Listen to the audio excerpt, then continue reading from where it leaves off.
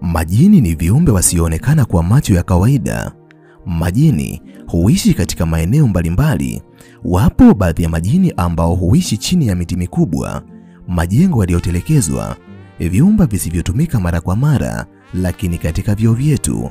Vyoo ni miongoni mwa vitu vya lazima ambavyo lazima viwepo katika makazi yetu kwa ajili ya kukidhi haja zetu za kimwili. Hakuna nyumba bila choo.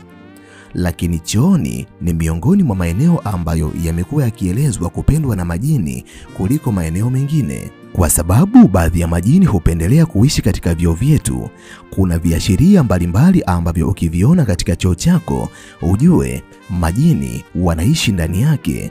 Ndani ya video hii nitakwenda kukuambia ishara ambazo ukiziona katika choo chako, ujue majini wanaishi katika makazi yako, hasa katika choo chako.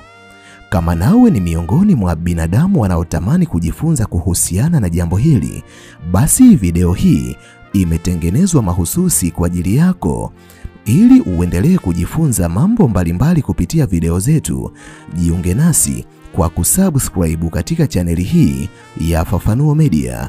Hapo utakuwa wa kwanza kupata video zetu pindi tunapoziweka kwenye chaneli hii.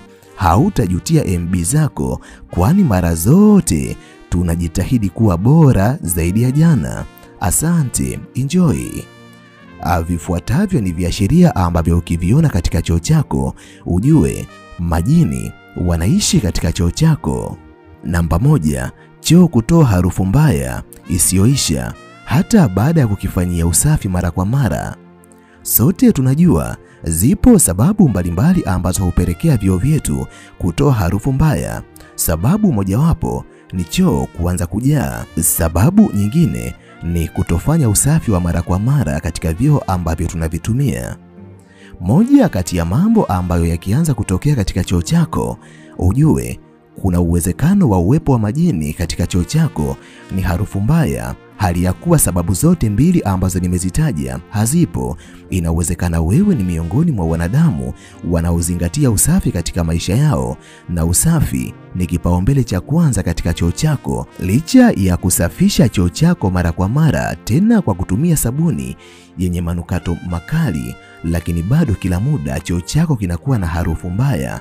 Unajaribu kutumia kila njia ambayo unaijua ili kuweza kuzuia harufu mbaya isitoke katika choo chako, lakini bado muda wote choo chako kinakuwa kinatoa harufu mbaya bila kuwepo na sababu yoyote ya msingi.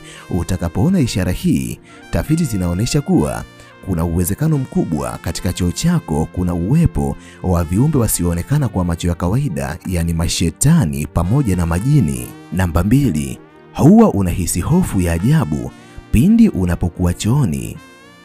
Yapo baadhi ya mambo ambayo hujidhihirisha kihisia, kwani mwanadamu ana mlango wa 6 wa fahamu ambao unaweza kuona ama kuhisi vitu ambavyo vipo katika ulimwengu wa kiroho. Na kama unavyojua, kitu chochote ambacho hauwezi kukiona kwa macho ya kawaida wala kukisikia kwa masikio yako ya kawaida, kitu hicho kipo katika ulimwengu wa kiroho. Choo chako kinapovamiwa na majini, kuna hisia ambazo unaweza ukawa nazo pindi unapoenda kuingia katika choo hicho, na ni hisia tofauti na ambazo unakuwa nazo pindi unapokuwa chumbani kwako, sebuleni kwako ama katika vyumba vingine. Hisia hii huwa inakuwa ni ya hofu na wasiwasi, kana kwamba kuna kitu kinakutazama. Yani unapoingia chooni kujisaidia, unakuwa unapata hisia ni kama kuna kitu kinakuona. Unakuwa na wasiwasi, na hata anapoingia mtoto mdogo anakuwa anaogopa sana kuingia katika sehemu hiyo. Anapojiuliza ama wewe unapojiuliza ni kwa nini unaogopa kuingia katika sehemu hiyo, hakuna majibu yoyote ambayo unayapata. Hiki ni kiashiria cha uwazi kuwa katika choo chako kuna uwepo wa viumbe wasioonekana, yani majini pamoja na mashetani. Namba 3, kusikia kwa sauti bila uwepo wa mtu yoyote ndani ya choo chako. Zipo baadhi ya nyakati ambazo unaweza ukawa umekaa sebuleni ukasikia ni kama unaitwa chooni. Unapojaribu kwenda kuangalia, unakuta chooni hakuna mtu yeyote. Wakati mwingine unaweza ukasikia kicheko katika choo chako. Kuna muda unaweza ukasikia ni kama kuna watu wanazungumza katika choo chako. Unafanya maamuzi ya kusimama na kwenda kuangalia chooni ni nani ameingia. Unapojaribu kuangalia, unakuta hakuna mtu yeyote katika choo chako. Kuna muda unaweza ukasikia sauti ya mtoto ni kama analia chooni. Unapofanya maamuzi ya kwenda kuangalia, haukuti mtu yoyote chooni. Jambo ambalo unatakiwa kulijua na kuliweka akilini, utakapoingia chooni ama utakapokuwa nje ya choo ukahisi kuna sauti ni kama zimesikika chooni, alafu ukaingia chooni na usikute mtu, ni kiashiria cha wazi kwamba chooni kwako majini pamoja na mashetani wanaishi. Namba 4, bomba kufunguka na kuanza kutoa maji ghafla bila kuguswa. Zipo baadhi ya nyakati ambazo unaweza ukawa umeketi katika makazi yako, ukasikia bomba imefunguliwa chooni. Unapoenda unakuta bomba imefunguliwa, maji yanamwagika, lakini hakuna yeyote ambaye amefungua bomba hiyo. Kwa mara ya kwanza unaweza ukadhani labda bomba imepata hitilafu, lakini unakuja kugundua kuwa bomba imefunguliwa kwa kutumia koki ambayo huruhusu maji kutoka ama kutotoka katika makazi yako. Utakapoona ishara hiyo katika choo chako, kuna uwezekano mkubwa wa majini au mashetani kuwepo katika choo chako, kwa sababu bomba si kiumbe hai. Bomba haiwezi kujifungua yenyewe wala haiwezi kujifunga yenyewe. Utakapoona kuna muda bomba inajifungua alafu inajifunga yenyewe, utakapoona ishara hiyo katika choo chako, pigia mstari kuwa kuna uwepo wa majini katika choo chako. Namba 5, matukio ya watu kuanguka bila kuwa na sababu maalumu katika choo chako.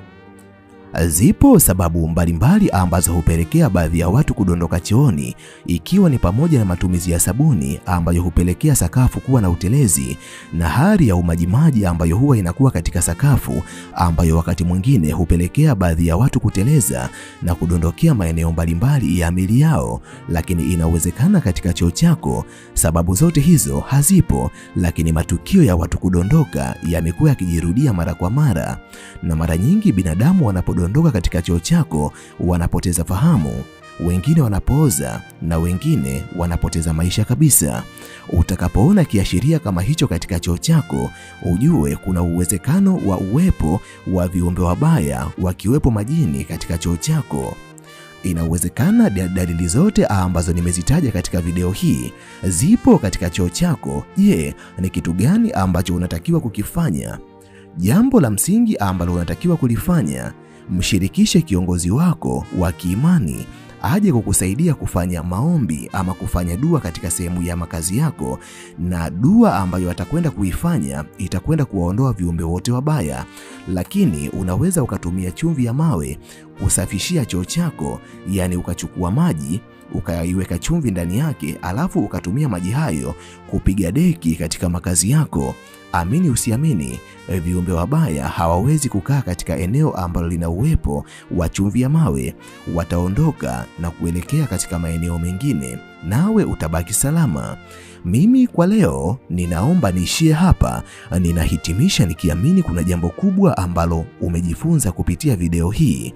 Nikutakie wakati mwema na tukutane tena katika video ijayo. Asante, bye.